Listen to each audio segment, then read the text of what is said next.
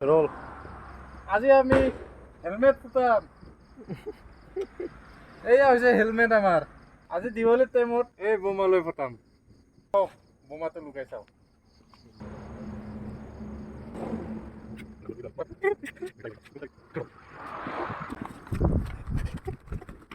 এইটো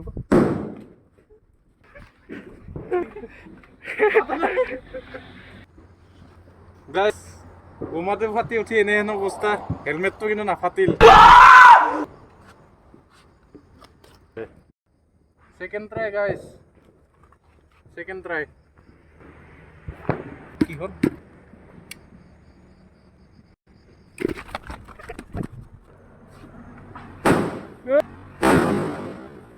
খতম